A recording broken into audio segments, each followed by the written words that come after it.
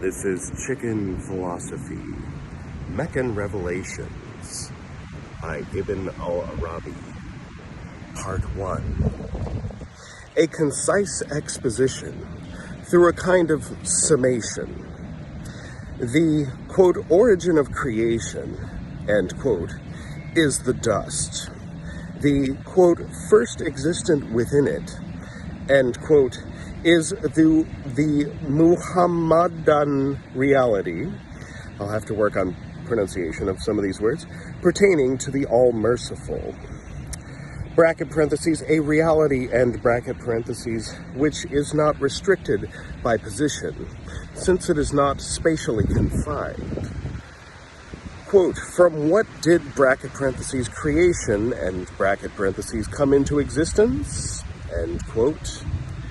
From the known reality, which is described neither by existence nor non-existence. Quote, within what did it come into existence? End quote, within the dust.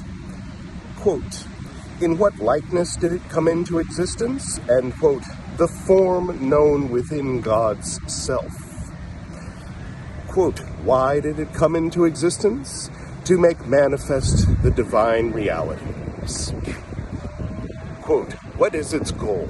End quote, deliverance from mixture, so that each world may know its share from the producer.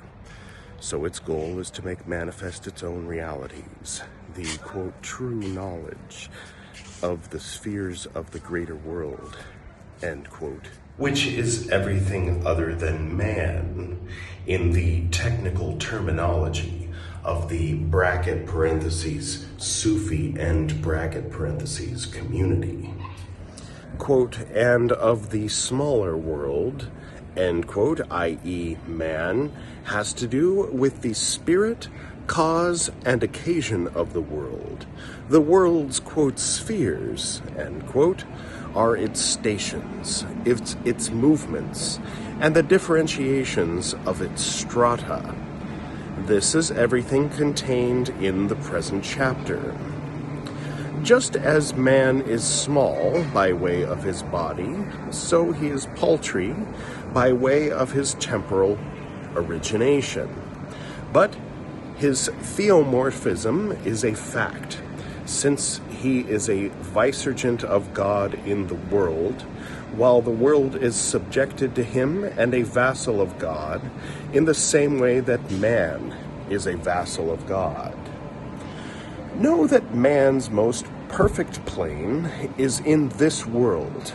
As for the next world, the state of each person of the two groups will be one half, though not his knowledge, since each group has knowledge of the opposite state. For, bracket parentheses, in this world, end bracket parentheses, man is nothing if not faithful and infidel at once. Felicity and wretchedness, bliss and chastisement, blissful and chastised.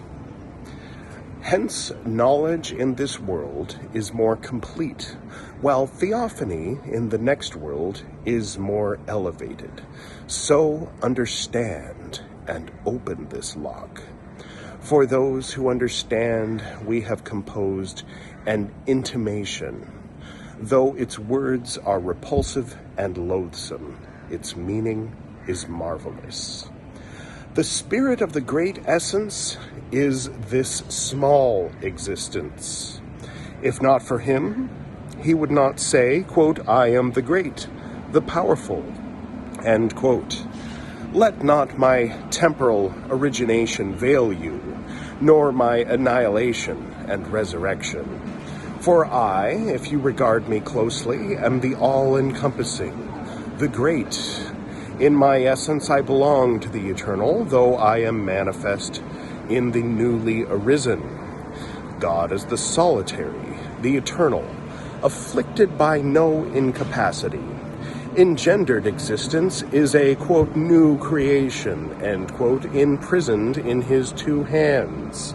It follows from this that I am the paltry existence, and that every essence turns round about my existence, For there is no night like my night, no light like my light. He who calls me servant, I am the poor servant.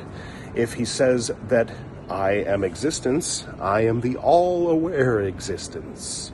So call me a king, and find me such. Or the rabble, you will not go wrong. O you who are ignorant of my worth, are you the all-knowing and the all-seeing? Inform my existence about me. Though words are both true and false, say to your people that I am the all-compassionate, the all-forgiving.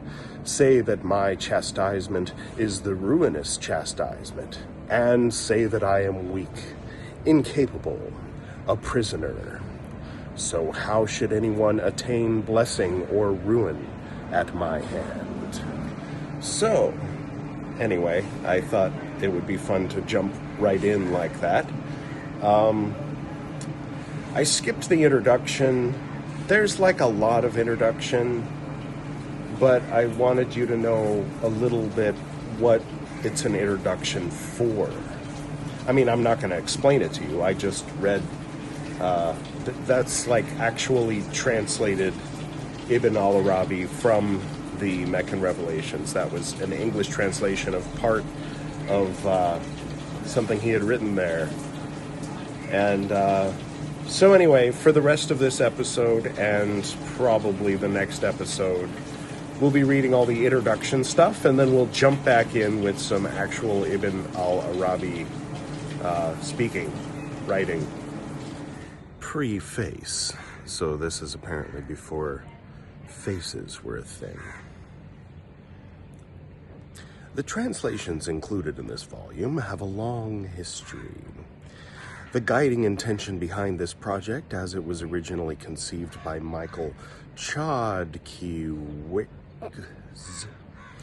parentheses, the foremost French student of Ibn Arabi, a professor at the École des Hautes Études,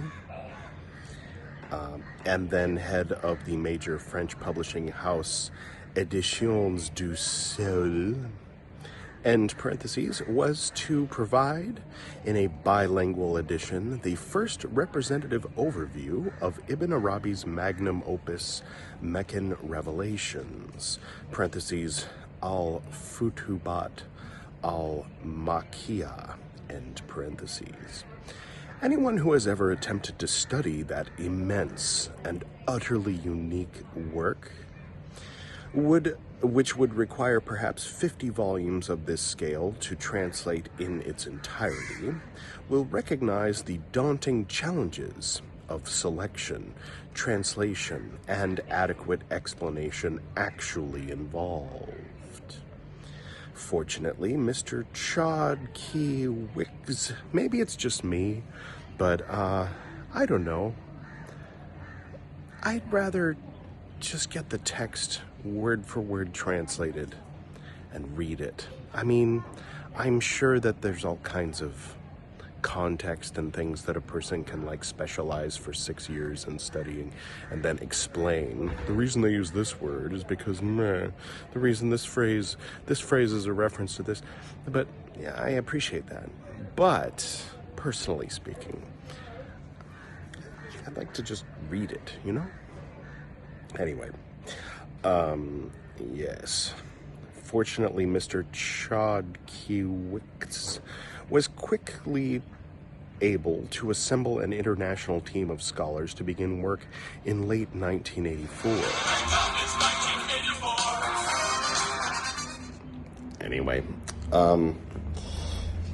and thanks to the financial support of Rothico Chapel, parentheses, and Madame D. de Merrill, end parentheses, as well as the tireless editorial work of our colleague, Dr. Martine Gillette. Hang on a minute, I'm just going to get this torch here. All right, here we go. The resulting volume, parentheses, of some 653 pages, end parentheses, entitled Les Illuminations de la Mecque. Les Illuminations, I might note, sounds a lot less foreboding than Revelations. But that's just because of the book of Revelation. Anyway, was published in Paris, or Paris, some of you might call it, by Sinbad. Really? The Sinbad? In late 1988. Oh, Sindbad. S-I-N-D-B-A-D. Different guy, I assume. The impetus that this project gave to the further study and communication of Ibn Arabi's works, and especially Futuhat, went far beyond the publication itself. Professor Chodkiewicz, emphasis on Wick, soon published two pioneering foundational studies of Ibn Arabi's, time to turn the page, works, parentheses, both now available in English and discussed in the parentheses, quote, within parentheses, further readings, end quote, within parentheses, section of the introduction to this volume, end parentheses. Professor Denis Griel has continued to publish important editions, translations, and studies of Ibn Arabi's works, and Professor William Chittick and I have gone on to complete, parentheses, or should soon publish, end parentheses, several more volumes of English translations and studies of these, parentheses, illuminations, end parentheses. As a result, the years since the first appearance of our translations have seen an ongoing worldwide transformation. In the Islamic world, at least as much as in Western academic and spiritual circles, in the understanding and appreciation of the nature and wider significance of Ibn Arabi's writings, period. That's the end of the sentence. Full stop, for those of you. Unfortunately, the French edition, whose size, cost, and foreign publication made access difficult in the English-speaking world from the beginning, soon became entirely inaccessible due to problems at the original publishers. Usually, for the past decade, only those with ready access to university libraries and Islamic research collections have been able to refer directly to these essential translations. Thus, we are all immensely grateful to PIR Publications, as P-I-R, to its editors, Anne Everds, Sixtina Frederick, they're just making these up, aren't they? And Matthew Brown, to Margot Abel, the copy editor of this edition, and to the others who contribute to the existence of the press, for their far-sighted initiative in undertaking to publish separately in this first volume the English language translations that formed more than 2/3 of the original Sinbad edition, parentheses, the fourth section of the introduction that follows outlines the contents and location in the overall scheme of the Futuhat of those chapters included in the, quote, missing, end quote, French sections. I guess that means they're not really missing, because quotes, the missing, never mind, which are frequently referred to in cross-references in the English notes and introductory material, end parentheses. PIR Publications has promised a forthcoming English volume that would include translations of both the original French chapters and Professor Chodkiewicz's original long introduction to the key themes and opening chapters of the Futuhat. That was James W. Morris. I can only assume that he's writing because something to do with cat food. I don't know. All right. Introduction. In assembling this volume, my colleagues and I, and we'll find out who's talking at the end, intended each section to be relatively self-contained and accessible, together with its introductory matter and notes to readers without previous contact with Ibn Arabi's works. In particular, we have chosen passages that are long enough, in most cases, to give readers some taste of the inseparable connection between Ibn Arabi's utterly unique style and forms of writing and the process and purposes of realization for which they were designed. For those who are encountering Ibn Arabi for the first time, that might be you. Right. Now I'm going to look for where I was. Okay, here we are. Or who would like to pursue their study of his work and teachings, this introduction will provide helpful background information on the following areas. So we get the table of contents for the introduction. We're eventually going to get there, just not today. 1. Ibn Arabi's life and posterity. 2. The origin and distinctive characteristics of his Meccan Revelations, parentheses, al-Futuhat al-Makkiyah, end parentheses, in relation to his other works, including both the better-known Bezels of Wisdom, or Fusus al-Hikam.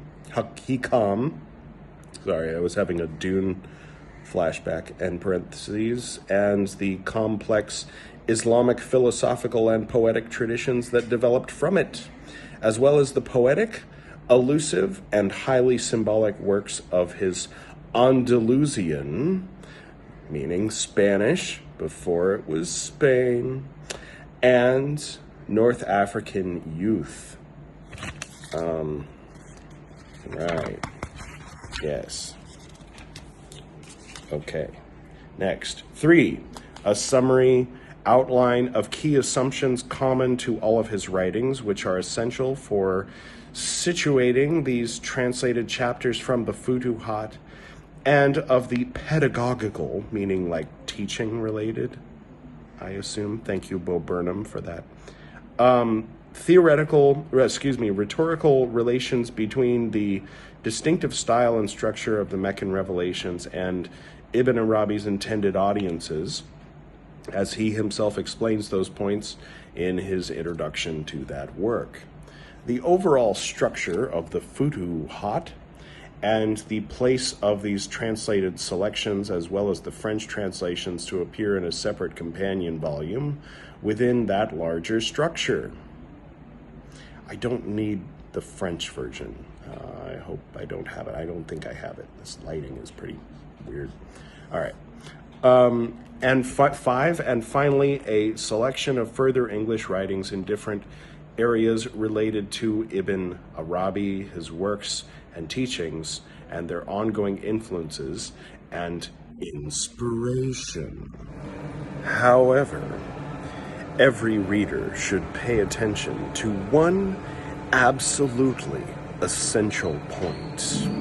The notes to these translations, as indeed to any accurate and intelligible translation of Ibn Arabi, are an integral and indispensable part of the translation.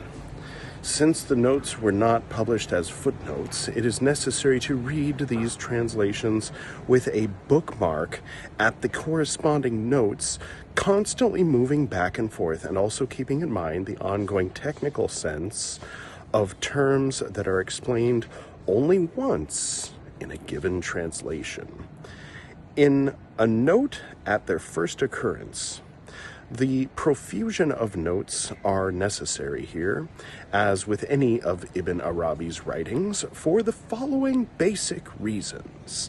First, he constantly uses what might otherwise be taken as, quote, normal, end quote, Arabic terms, particularly ones drawn from the Islamic spiritual background of the Quran and Hadith, parentheses, translations related from the Prophet, end parentheses, in specifically technical, personal senses, parentheses, often profoundly based in the etymological roots of the underlying Arabic, end parentheses, that were already unfamiliar and sometimes intentionally provocative, even to his original readers. To take one recurrent and fundamental example, in most of his writings, the expression Muhammadan carries the profound meaning of, quote, spiritually universal, end quote, or, quote, spiritually all-inclusive, end quote.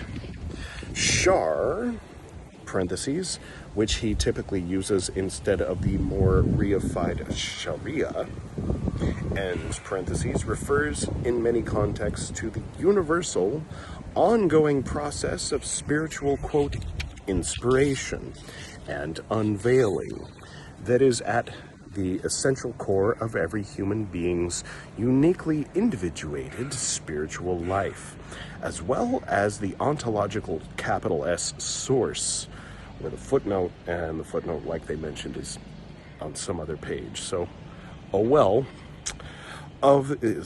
the ontological source of the revealed religions. In either of these key cases, modern-day presuppositions, parentheses, shared by Muslims and non-Muslim readers alike, end parentheses, are likely to suggest diametrically opposite meanings to readers who have not studied the corresponding notes of explanation or otherwise assimilated Ibn Arabi's technical terminology. Second, Ibn Arabi, whether in his poetry or prose, constantly plays with the multiple, often very different meanings and registers of key Arabic terms, parentheses, especially from the Quran. The Quran, potato, parentheses, end parentheses, rather. Hi.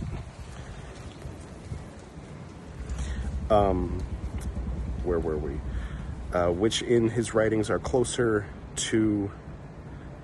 normally closer in their polyvalence to musical chords or the symbols of the I Ching than to the prosaic, quote, equivalence, end quote, of any possible English translation. That semantic reality is what explains the translator's frequent interpolation of transliterations of the underlying Arabic terms, useful at least to those with some familiarity with Sufi and Quranic Arabic terminology. Third, Ibn Arabi's usual procedure throughout the Meccan Revelations is to shift constantly between multiple registers and references to the terminology, structures and intellectual assumptions of a host of fields of traditional learning that are often unfamiliar to most modern readers.